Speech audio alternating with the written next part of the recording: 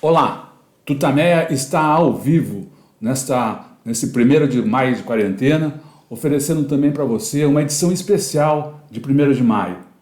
Leonora. Vamos lá.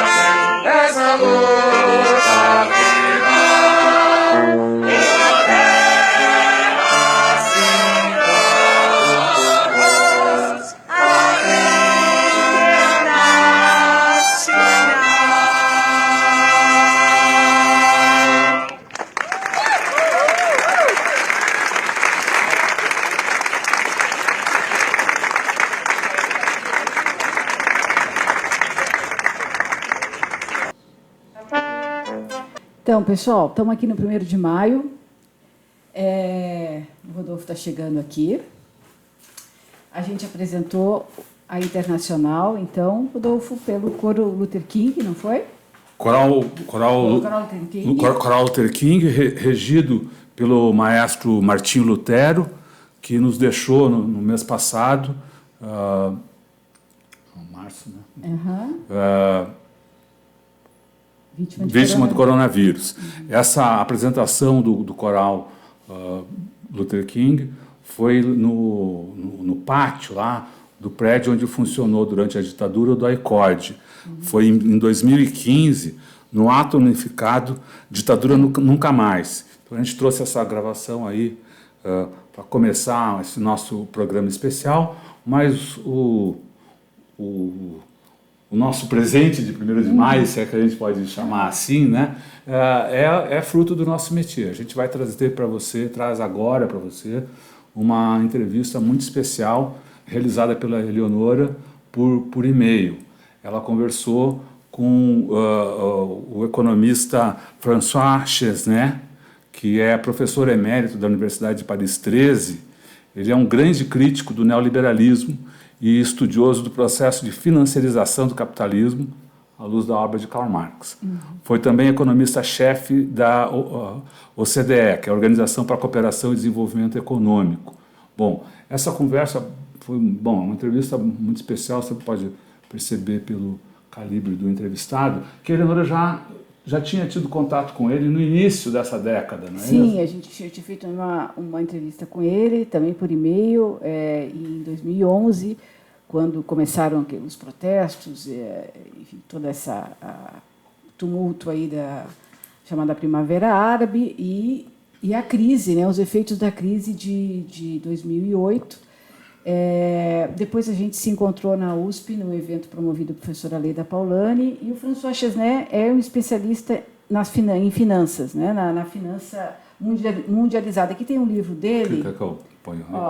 Um livro dele que ele organizou, são vários economistas, né? E ele é especializado nessa questão da financiarização, como o capitalismo hoje, né, tem essa característica da financiarização. O título do livro é A Finança Mundializada. Isso, já é um livro de algum tempo, da Boitempo.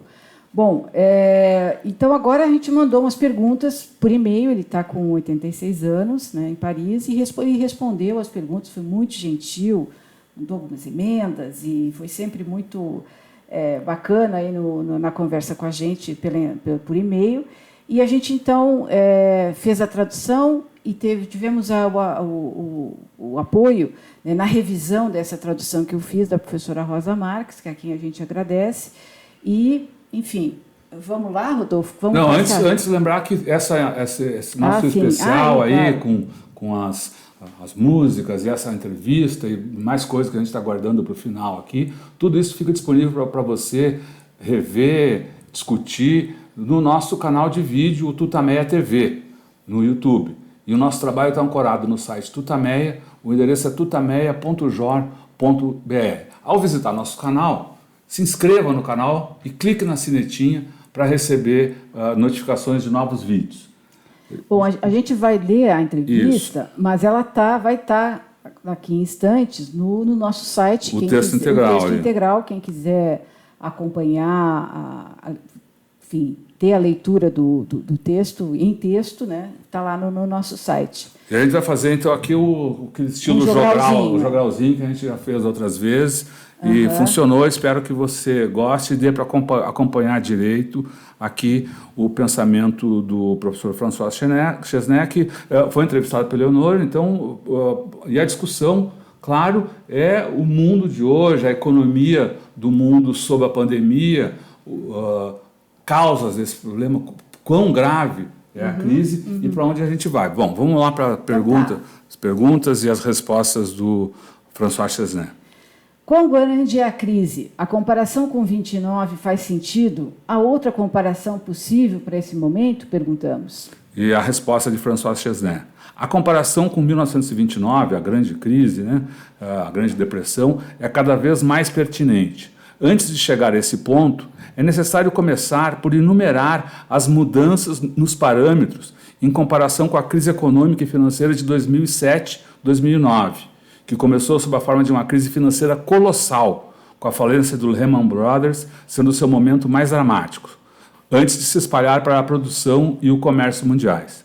Primeiro, agora, em 2020, há uma fraqueza das ferramentas monetárias que foram tão importantes em setembro de 2008. A perda de eficácia das intervenções dos bancos centrais e o nível já elevado das dívidas públicas no início da pandemia. Em 2009, o declínio da produção e do comércio mundial foi interrompido pelos enormes investimentos em infraestrutura feitos pela China. Em 2020, isso já não ocorre e nem há tendência disso acontecer, em razão dos ataques que o país sofre para desempenhar aquele mesmo papel. Ih, me deu uma confusão aqui, espera aí. Para desempenhar aquele mesmo papel. No plano das relações internacionais, o regime interestatal relativamente cooperativo de 2008-2009, que viu a criação do G20, deu lugar a uma intensa rivalidade comercial e a um grande aumento do protecionismo. Hoje, populistas irresponsáveis estão no poder nos Estados Unidos, no Brasil e em diversos países europeus. Observe o abismo que existe entre Henry Paulson, que era de fato o comandante dos Estados Unidos em 2008, e Donald Trump. Por fim, ainda que as economias ditas emergentes tenham escapado amplamente da crise financeira de 2008 e tenham se recuperado em 2009, lembremos do triunfalismo de Lula, agora elas foram atingidas de forma imediata. Vamos então para 29. Ele começou então comparando com a crise de 2008 e 2009 e vai agora para fazer a comparação com a depressão de 1929. Sim, é claro, na medida em que a crise se agrava, a comparação com a grande depressão dos anos 1930 se impõe. ao declínio da produção e do comércio mundial e o aumento bem visível do desemprego, de forma até espetacular em alguns países. Nos Estados Unidos, é uma observação minha, é um negócio, tá uma coisa impressionante. Mas é importante observar o que há de diferente em relação a 1929 em termos qualitativos. A diferença crucial se deve a dois fatores. Em primeiro lugar, a crise do Covid-19 é uma consequência das relações do capitalismo com a natureza. É uma crise sanitária da era do Antropoceno, que representa um choque exógeno, enquanto a crise de 1929 foi resultado das contradições internas do movimento de acumulação do capital. Em seu relatório de 14 de abril, o FMI denomina a crise do Covid-19 como The Great Lockdown, o grande confinamento. Para combater a pandemia, os locais de produção foram fechados, fazendo explodir o número de desempregados da noite para o dia. E, dessa forma, encolhendo a demanda de forma brutal nos países sem benefícios para os desempregados, como os Estados Unidos, e de maneira mais moderada em outros países. Em 1929, a economia mundial era internacionalizada, mas não globalizada. Demorou mais de um ano para que a crise chegasse à Europa. Em 2020, foram necessárias apenas algumas semanas para que a paralisação da produção na China se transformasse em crise global. Lembra que eu estou lendo aqui a resposta do economista francês François Chesnais à pergunta sobre o tamanho da crise, né? E ele está comparando, então, agora com a crise de 1929. A segunda diferença entre a crise de 1929 e a nossa é que, contraditoriamente, o capitalismo ainda estava em expansão nos anos 1930 e experimentaria, a partir do início dos anos 1940, um longo ciclo de acumulação, ciclo de Kondratiev, impulsionado em grande parte pela tecnologia, mas também pela tarefa de completar a expansão mundial das relações de produção capitalista. Hoje, o capitalismo mundial está diante de uma parede. Ele está sendo confrontado por suas consequências sociais, mas também pelas econômicas, pelo aquecimento global e pelas tecnologias dominantes em razão da inteligência artificial. Todos esses fatores têm impactos políticos e sociais colossais, mas não são propícios a um renascimento da acumulação. A tecnologia do processo de produção é dominada pela robótica, o que reduz drasticamente a necessidade de mão de obra em muitas indústrias e setores de serviço. Quanto à tecnologia materializada nos produtos, sua capacidade de servir como impulsionador da retomada de acumulação depende da importância dos investimentos que a sua utilização supõe. Isso tanto em relação aos ramos industriais, onde nasce, como em atividades adjacentes. Também dependem da ampliação da demanda criada pela sua utilização social. Segundo o economista estadunidense Robert Gordon, grande especialista nessa área, as tecnologias que surgiram nos últimos 15 anos não têm absolutamente essa capacidade. Gostaria de acrescentar uma última coisa.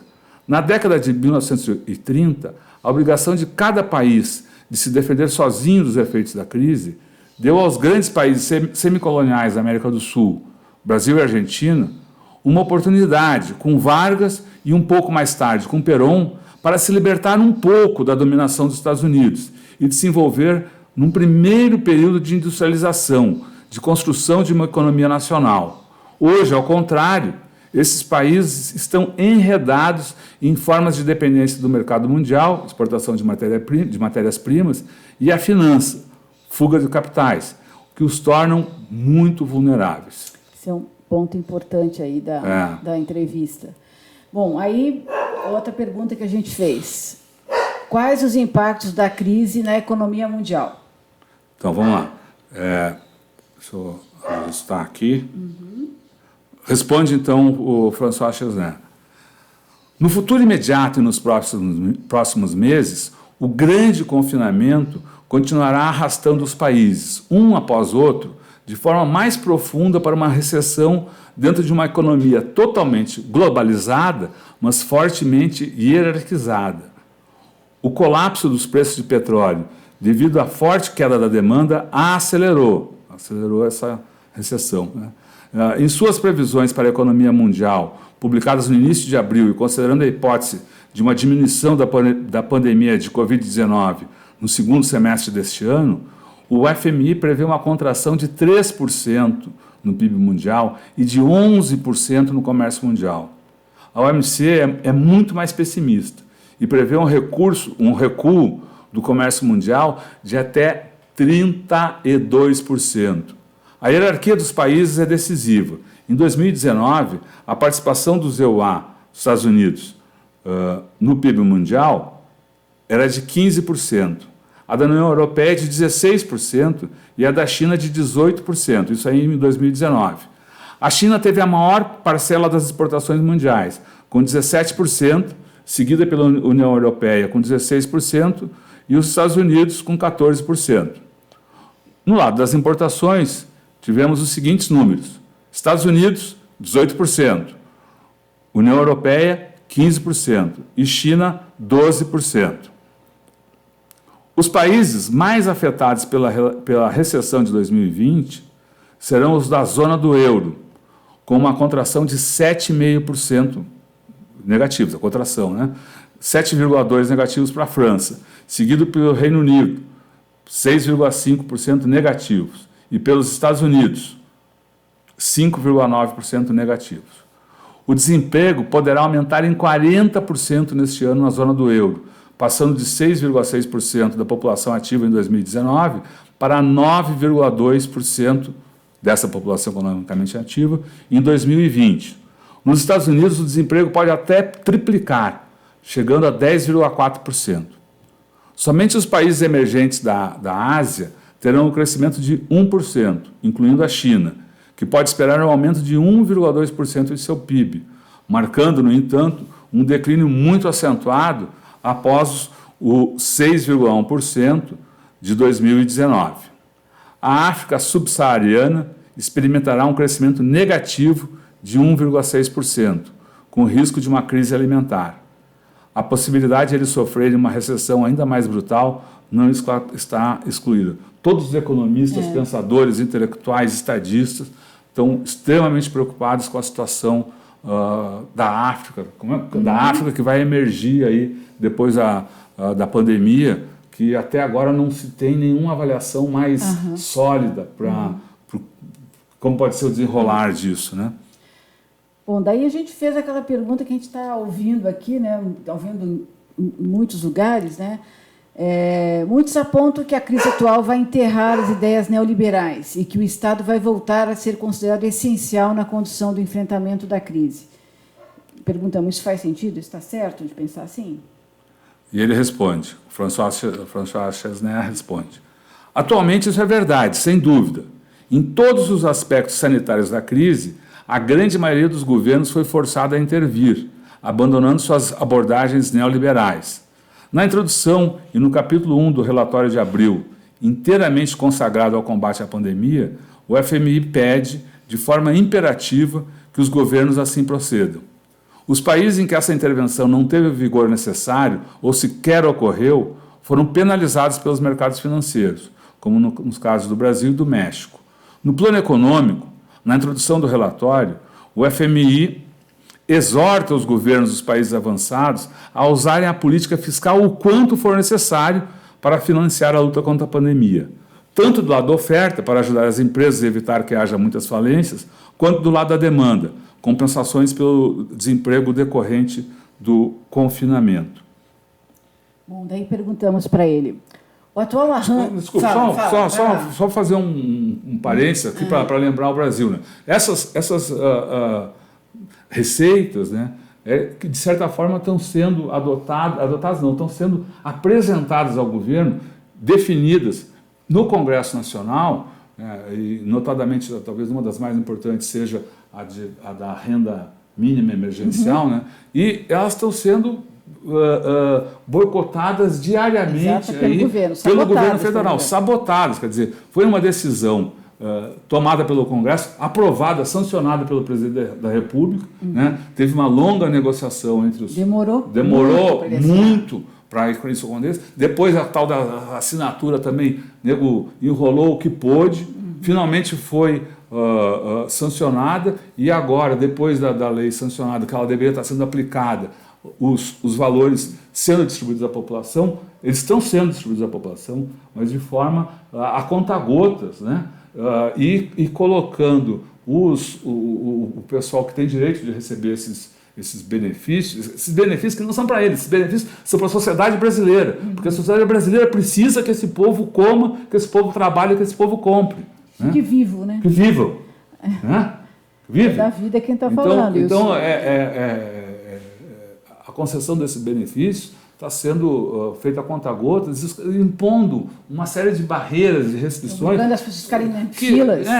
E obrigando exatamente as filas, que é um risco maior para eles e para todo mundo. Quem está na rua, quem vai na aglomeração, não está apenas se colocando em risco, mas está colocando em risco a saúde e a vida de todos aqueles que vivem no seu entorno. Né? Bom, desculpa aí o discurso. Não. Está totalmente dentro aqui do... Mas aí, então a gente vai aqui. A gente vai para outra pergunta. Perguntamos, então, ao professor francês François Chesnais, professor marxista, de Paris, ele nos respondeu por e-mail. O atual arranjo produtivo da globalização, com a fragmentação da produção e o trabalho precarizado, resistirá a essa catástrofe? Há aspectos e temporalidades nessa pergunta, olha só. Em primeiro lugar, o tema da globalização. Ela é fundada no objetivo de um triplo movimento de liberação dos fluxos financeiros, das trocas comerciais e dos investimentos estrangeiros diretos. A China conseguiu evitar quase completamente esses movimentos, mas o objetivo foi plenamente alcançado na Europa, na forma institucional da União Europeia. Desconstruir isso levará tempo. O referendo do Reino Unido para a saída da União Europeia ocorreu há 4 anos, e a redação de um novo tratado entre o Reino Unido e a União Europeia ainda está em andamento. Assim, os tratados que estabelecem a União Europeia resistirão, o que não significa que não haverá interferência no comércio e no investimento intra-europeu. Os defensores da liberalização do comércio já estão preocupados com as restrições à exportação de medicamentos e dispositivos médicos adotados por muitos governos. 14 países europeus já possuem um mecanismo para monitorar o investimento estrangeiro nesses setores. E o Parlamento Europeu adotou um regulamento destinado a monitorar esse investimento na União Europeia, que entrará em vigor no final de 2020. É certo que as cadeias globais de suprimentos mudarão devido à crise, mas na direção de uma aceleração de tendências já em funcionamento. Esse ponto aqui, importante, vou fazer um parênteses, que muitos vários dos economistas e pensadores que a gente entrevistou do Brasil e do exterior também apontam isso. Não é que a crise vai criar uma nova situação, mas ela tende a acelerar tendências que já vinham sendo observadas no interior do mundo capitalista, planeta, né? Então, e é o que ele também sublinha aqui, né? Então ele diz, é certo que as cadeias globais de suprimentos mudarão devido à crise, mas a direção de uma aceleração de tendências já em funcionamento. Já antes da pandemia, os especialistas consideravam, para citar um estudo, que a globalização tinha atingido o seu pico em 2012 e, desde então, as cadeias de suprimentos estavam se tornando mais domésticas do que mais regionais. A crise, portanto, aprofundará uma tendência que começou há anos. A UNCTAD de Genebra, no seu monitor de tendências de investimento, publicado em março, escreve: assim, o surto de Covid-19 potencialmente acelerará as tendências existentes de dissociação, o afastamento dos laços das cadeias globais de valor e a reorientação motivada pelo desejo de parte das empresas multinacionais para tornar as cadeias de suprimentos mais resistentes. Os perigos de depender de um número muito pequeno, ou mesmo de um país, a China para a penicilina, pressionarão alguns governos a repatriar algumas indústrias consideradas estratégicas. Interessante. É interessante, mas é meio... Vamos ver. Do François Chesnais. Vamos ver, do François Chesnais. Uma coisa é uma coisa, quer dizer, os processos vão ser diferentes, né? Bom, aí perguntamos para François Chesnais, que nos respondeu por e-mail. É possível prever uma crise financeira que resulte no encolhimento do poder das finanças na economia global? Ou as finanças serão fortalecidas? Bom, como eu disse acima, é ele, né, o François Chesnais. Ao contrário de 1929 e 2008, o grande confinamento não começou com um grande crash do mercado de ações, como em 1929, ou uma colossal crise financeira multifacetada, como em 2008. Aqueles que esperavam que a propagação da pandemia e a crise econômica desencadeariam... Vamos começar de novo. Aqueles que esperavam que a propagação da pandemia e a crise econômica desencadeariam uma crise financeira importante, esperaram em vão. A pandemia começou em 31 de dezembro de 2019, ainda então chamada de epidemia. Mas foi somente a partir de 8 de março que ocorreu em Wall Street, após o colapso do preço do petróleo, um episódio de pânico no mercado. Mas a forte queda de preços se estabilizou no final do mês. Você ia falar alguma coisa? Não, é isso aí. Robert Shiller, a quem devemos o índice que compara os preços das ações das empresas listadas com os seus lucros, chamado Índice de Ganho de Preço, ajustado pela inflação, e que leva o nome de Índice Shiller, publicou num artigo em 4 de abril, ele lembra que naquele momento, daí ele cita o artigo... Aí quem for ler no site, né, vai estar lá o link do artigo que ele está citando aqui. Aliás, ele tem outros links colocados nas respostas que a gente vai manter aí aqui na nossa íntegra. Então, ele lembrou que naquele momento, né, esse índice Shiller havia atingido 31 em janeiro de 2020. Para comparação, esse mesmo índice era de 33 em 1929 e 44 em 2008. Em abril, aí, com o choque dos preços, com o choque do petróleo, caiu para 23, portanto, bem menor, 10 pontos a menos do que o índice de 1929. Como seu nível médio é de 17 desde 1881, Shiller conclui que o mercado de ações ainda é caro. Olha aí, pessoal. E oferecerá retornos moderados e não desastrosos nos próximos 10 anos. E que as pessoas têm mais que se preocupar com o crescimento do Covid-19 do que com sua carteira de títulos. Mas isso aí mesmo para quem tenha pouquinho, fica em casa, não se preocupe com a sua saúde, né? Os dividendos pagos necessariamente diminuirão significativamente neste ano, mas a doutrina e a prática da prioridade do acionista não são questionadas no momento.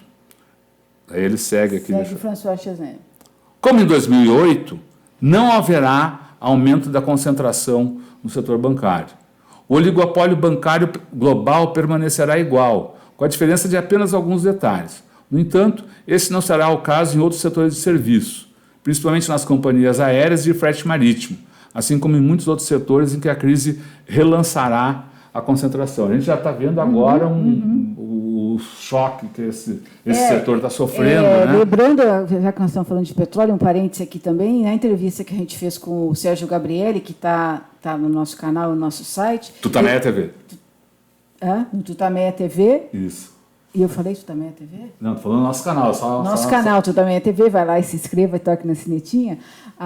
Nessa entrevista ele fala da concentração provável que vai acontecer das empresas de shale gas nos Estados Unidos, que estão enfrentando uma crise enorme lá e que isso provavelmente vai provocar uma concentração. Mas é um parênteses, é para pegar mais um setor que sofrerá a concentração a partir dessa crise de agora. Bom, então esse setor, no terreno das finanças, é diferente na opinião do François Chesnais, e ele aponta, então, 3 fatores ajudarão a consolidar a força das finanças, mais especificamente o dos fundos de investimento, os chamados fundos de hedge. Primeiro, as configurações nacionais de mercados e rendimentos, níveis de taxas de juros, favorecendo investimentos especulativos e episódios de fuga maciça de capital, como foi o caso aqui no Brasil, né? E no México, ele cita aqui o caso do Brasil e do México diante das inadequações da política de saúde do governo. E a aceleração do número de mortes devido à pandemia. Depois, há a dívida dos países pobres, que é largamente mantida por capital privado e não por empréstimos governamentais. A UNCTAD estima que essa parte atinja quase 3/4. Ele cita aqui um estudo o estudo Uma Questão de Vida ou Dívida, um relatório da UNCTAD de 23 de abril, que esse relatório observa o seguinte, que para os anos de 2020 e 2021, os pagamentos dos países em desenvolvimento, somente de sua dívida pública externa, atingirão entre 2,6 trilhões de dólares e 3,4 trilhões de dólares. 2. Que os apelos à solidariedade internacional somente resultaram até agora em um apoio tímido. Basicamente, Cuba e China têm se manifestado. E 3, que o organismo internacional será necessário para supervisionar programas de alívio da dívida para os países em desenvolvimento. Isso também defensores de como é que melhorar o capitalismo e coisa e tal, tem falado dessa necessidade, né? E, finalmente, o terceiro fator é a crescente dívida pública dos países avançados. Na França, ela passará de 100% para 115% do PIB, ou seja, maior do que o PIB. Isso explica o apoio tímido dos países avançados aos países mais pobres e endividados. A luta pelo cancelamento de dívidas públicas agora se refere tanto aos países avançados quanto aos em desenvolvimento. Pô, será que vamos conseguir juntar Vamos ver. a mesma demanda? Bom, nova pergunta. Nova pergunta. As crises recentes têm ampliado as desigualdades. Isso acontecerá novamente ou é possível imaginar um outro desdobramento no sentido da redução da concentração de renda? Responde o Chesnais. Na França, a atual crise lançou uma luz crua sobre um conjunto de desigualdades: renda, educação, equipamento digital, acesso à internet, sem falar em desigualdades de riqueza patrimonial. Certamente não diminuirão à medida que a crise se desenrole e o desconfinamento começar. Uma reversão dessa situação só seria possível se um bloco social muito grande fosse formado entre os estratos pobres e o que é chamado de classe média. Bom, aí perguntamos. Tu também é perguntando, então, a François Chesnais. O desenvolvimento capitalista das últimas décadas resultou em pobreza e trabalho precário para milhões. Isso será intensificado agora? É possível prever revoltas decorrentes dos efeitos da crise para a maioria da população, especialmente nos países mais pobres? Existe risco de caos nas sociedades? Sim, infelizmente. E a pobreza e a insegurança no emprego podem se intensificar ainda mais como resultado dessa crise. Haverá revoltas em muitos países, mas é somente em países onde lutas sociais anteriores ou muito recentes deixaram traços em termos de condições subjetivas e organizacionais que podem levar à modificação do equilíbrio do poder político entre os explorados e o capital. Vamos fazer um parêntese aqui, enfim, que o que ele diz é que não adianta ficar sonhando com primaveras árabes ou manifestações supostamente espontâneas ou mobilizações que são contra tudo. Né? As revoltas, talvez nem tanto precisam ser organizadas, mas elas só têm consequência se existir no seu âmago aí, ou na sua condução posterior, digamos que haja uma erupção, setores organizados, né? Sejam movimentos populares, partidos, enfim, que era aí que é disso que se refere a tais condições subjetivas e organizacionais aqui que o Chesnais diz que podem levar à modificação do equilíbrio do poder político entre os explorados e o capital. No caso francês, penso no movimento dos coletes amarelos de novembro a dezembro de 2019. Aí a gente tem alguma divergência, né? Vamos lá. Aí é a opinião do Chesnais. Quais formas o capitalismo vai encontrar para se reorganizar nessa crise? Haverá novas formas de acumulação? O professor Chesnais, então, responde. No que diz respeito à reorganização, tudo o que se pode dizer com certeza é que o lugar central da China aumentará. O processo de reprodução expandida do capital enfrenta uma parede que está ligada às características da tecnologia apresentada acima e às consequências negativas, mesmo para a acumulação, das mudanças climáticas. Com que ele conclui aí Então a gente sua série de respostas. leu aqui as respostas do François Chesnel Tutameia. Isso, fazendo parênteses. Fazendo parênteses e comentando em cima, criticando e tal. E é uma entrevista, então, em que ele diz que o capitalismo está enfrentando uma parede, está diante de uma parede. Isso. Né? E tem muita gente falando sobre isso, né? Mas eu acho que notadamente aí o que ele aponta, tanto para as questões internas do próprio capitalismo, né? De como ele se desenrola, quanto para as esperanças de mudança para um mundo mais justo. Nenhum nem outro vão acontecer sem trabalho, sem ação, ação política do mundo capitalista para se defender e continuar, né, na reprodução da riqueza, da manutenção dessas formas de poder que existem hoje, quanto da esperança de mudança que precisa também ser conduzida, pensada, organizada. Né? E com isso aí a gente volta para o Brasil, né?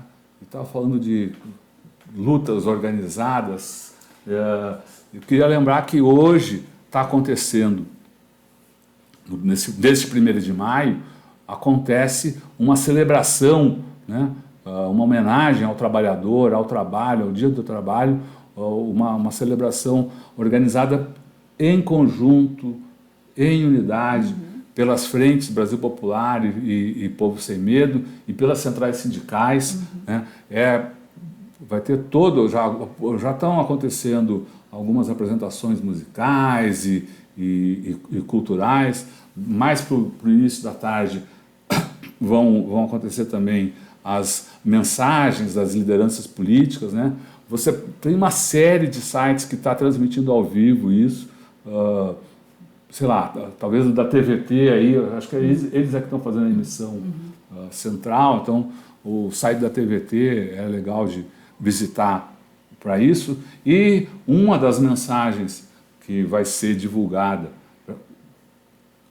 durante aí essa celebração do 1º de maio, ela já começou a ser divulgada desde hoje de manhã cedo, e a gente vai trazer aqui para você também, é a mensagem do presidente Lula aos trabalhadores, ao povo brasileiro, nesse 1º de maio. Da qual ele faz críticas ao capitalismo, né? Eu acho que esse é um ponto que liga, digamos, com o Chesnel, que ele também coloca o capitalismo encalacrado, ali, num momento difícil, mostrando que a força, digamos, desse modelo está nos trabalhadores. Né? Mas vamos colocar aí o presidente Lula e escutem aí e vejam o que vocês acham. Minhas amigas e meus amigos, trabalhadores e trabalhadoras do Brasil e do mundo, quero começar a minha fala prestando solidariedade aos familiares de todas as vítimas do coronavírus e a todos os trabalhadores e trabalhadoras que estão lutando para salvar vidas em todo o mundo. Um vírus desconhecido conseguiu fechar as fronteiras, trancar em cada mais de 3 bilhões de seres humanos e mudar de maneira dramática a vida de cada um de nós. Há 3 meses estamos como um longo túnel sem fim, recebendo a cada dia notícias piores que as do dia anterior. A humanidade desperta todos os dias, torcendo para que o número de mortes de hoje seja menor que o de ontem. Estamos vivendo os mais tenebrosos dias da nossa história.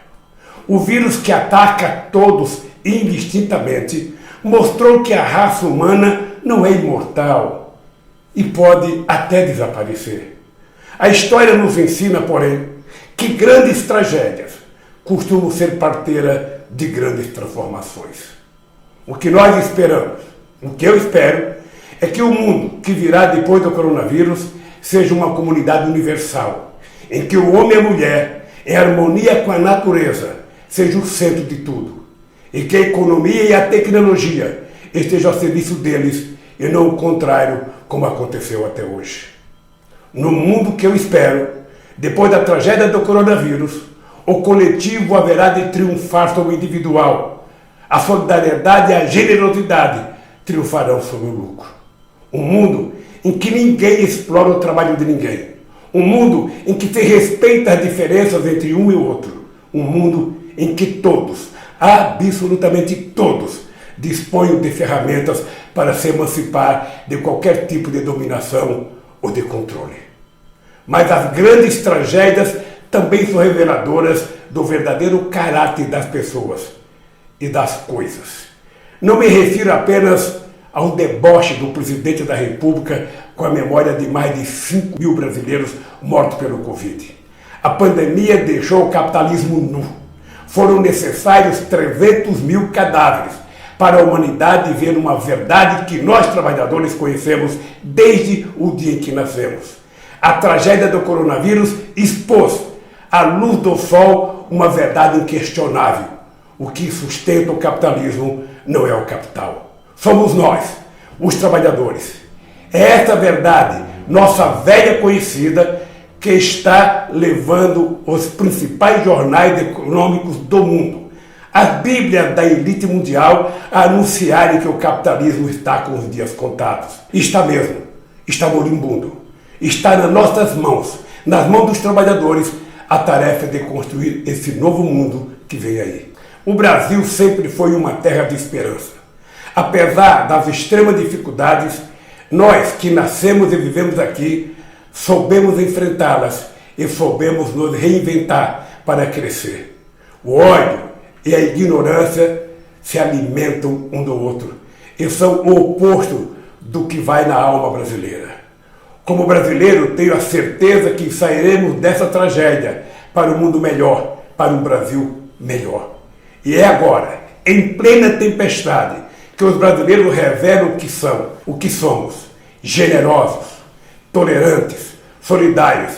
E é com esse espírito, essa alegria e essa criatividade que estamos todos lutando para sair das trevas e fazer chegar o mais depressa possível o amanhecer da justiça social e da igualdade e da liberdade. Espero que a tragédia do coronavírus seja a parteira do verdadeiro mundo novo que sonhamos. Viva o povo trabalhador! Viva o 1º de maio! Minhas amigas e meus amigos. Então, esse foi o presidente Lula na sua mensagem aos trabalhadores no Dia do Trabalho, né? Dia Internacional do Trabalho. Bom, e esse é o nosso programa especial, então em homenagem a esse 1º de maio aí, o 1º de maio do confinamento. Nós estamos também, a Eleonora. O Rodolfo, agora a gente nem se apresentou, né? E nesse confinamento, desejando que você esteja com saúde, fique com saúde, mantenha-se firme no confinamento. Está um período muito dramático, de muita disputa, e independentemente dessas disputas ideológicas, há uma disputa por tentar convencer, né, as pessoas a sair do confinamento. Aqui em São Paulo, essa disputa chegou a abalar a posição que o governador João Dória Júnior vinha mantendo, né? Vamos começar a pensar em falar em desconfinamento.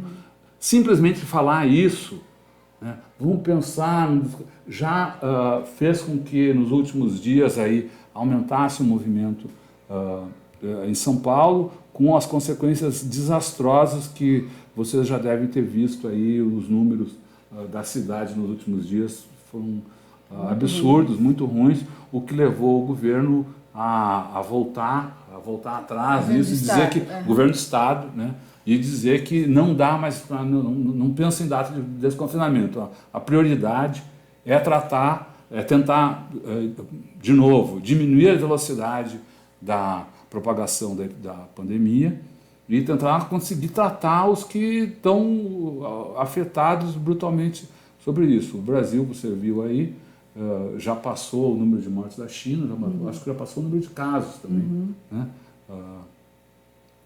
Enfim. Foi criticado até pelo Trump, né? Até o Trump criticou os dados do Brasil, dizendo que é quase vertical, né, o crescimento, que é absurdo e tal. Enfim. Então, não foram inventadas palavras ainda, genocida, assassino. O que mais que vai se falar desse presidente da República? O que mais que vai se falar? Quanto mais ele vai prejudicar o atendimento à saúde dos brasileiros. quanto mais ele vai prejudicar a garantia da vida para os brasileiros. Por isso mesmo que esse 1º de maio, o mote dessas manifestações todas aí, é o Fora Bolsonaro. E o chamado à unidade, o Fora Bolsonaro e o chamado à unidade, que é o que a gente traz aí numa descoberta artística muito bacana aí, que o pessoal aí dos movimentos culturais, artísticos da Itália fizeram uma releitura aí daquele famoso quadro que ficou mais conhecido, né?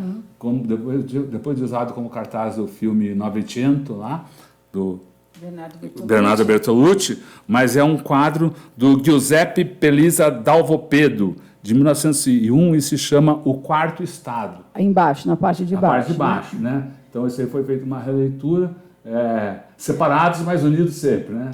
Sim, todo mundo de máscara, todo mundo de mas máscara, protestando. Isso. Ainda que nas suas casas, nas suas janelas. Ainda que sem aglomerações. Sem aglomerações. E com isso a gente vai se encaminhando para o final, desejando para você muita saúde, né? Saúde para lutar, né? Construir um Brasil melhor. Nosso trabalho fica disponível para você no nosso site tutameia.jor.br. Os vídeos, as entrevistas, você encontra no nosso canal de vídeo no YouTube.